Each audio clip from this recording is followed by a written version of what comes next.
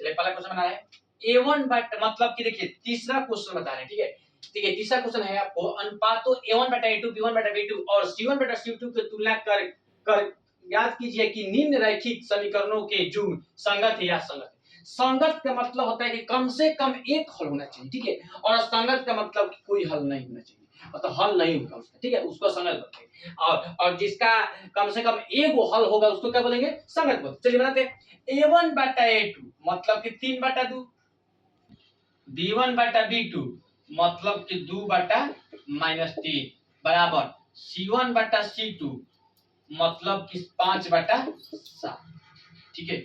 ये तीनों आपस में क्या है, बराबर नहीं है। मतलब लिखेंगे कि जब A1 बटा A2 बराबर नहीं है किसका, B1 बटा B2 का, इसका मतलब क्या है, ये आपका संगत हो जाएगा। क्या हो जाएगा, संगत हो जाएगा, ठीक है। अब क्वेश्चन नंबर बाबू दूसरा बता रहे हैं, ठीक है। क्या दूसरा क्वेश्चन है, चलिए A1 बटा A2 मतलब कि 2 बटा 4 बराबर B1 बटा B2 मतलब -3 बटा -6 बराबर C1 बटा C2 मतलब कि 8 बटा 9, ठीक है। इसको कटा देंगे, 1 बटा 2 हो जाएगा, ये माइनस माइनस कट गया, ठीक है, 1 बटा 2 हो गया। मतलब कि 1 बटा 2 बराबर 1 बटा 2 बराबर 8 बटा 9, मतलब कि A1 बटा A2 बराबर B1 बटा B2 बराबर C1 बटा C2, मतलब A1 बटा A2 है, B1 बटा B2 बराबर है, बाकी C1 बटा C2 बराबर नहीं है, उसको हम लोग बोलेंगे असंगत। क्या बोलेंगे, असंगत, ठीक है। अब क्वेश्चन नंबर बाबू आपको तीसरा सवाल बता रहे हैं, ठीक है।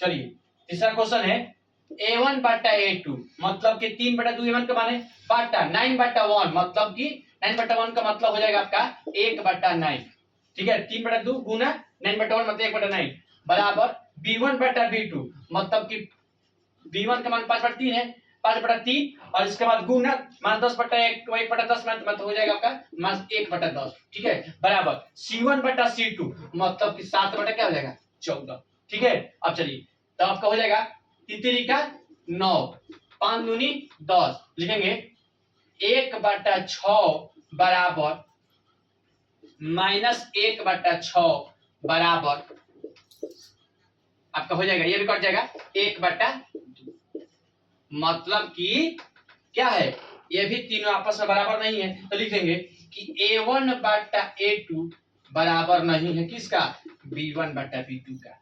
A1 बटा A2 बराबर नहीं है B1 बटा B2 के, इसका मतलब कि क्या हो जाएगा, ये कि आपका संगत हो जाएगा।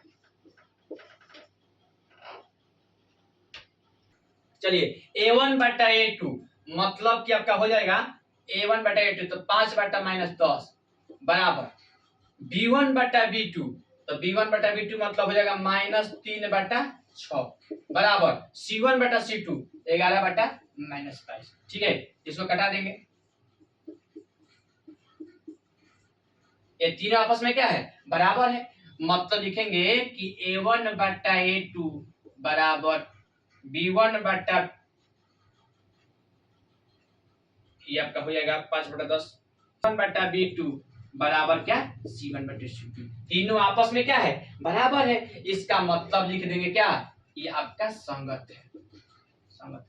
जब A1 बटा A2 बराबर B1 बटा B2 बराबर C1 बटा C2 जब तीनों आपस में बराबर रहते हैं इसको क्या बोलते हैं, इसको संपाती बोला जाता है, ठीक है। अब चलिए 5वां नंबर क्वेश्चन बता रहे हैं, 5वां नंबर क्वेश्चन, चलिए A1 बटा A2 मतलब कि 4 बटा 3 A1 के माने अगुना 2 बटा 1 मतलब 1 बटा 2 हो जाएगा, ठीक है, बराबर B1 बटा B2 B1 बटा 2 मतलब 2 बटा क्या हो जाएगा 3 बराबर C1 बटा C2 मतलब कि 8 बटा 12, ठीक है। इसको कटा देंगे 2 दूनी 4, ये कट गया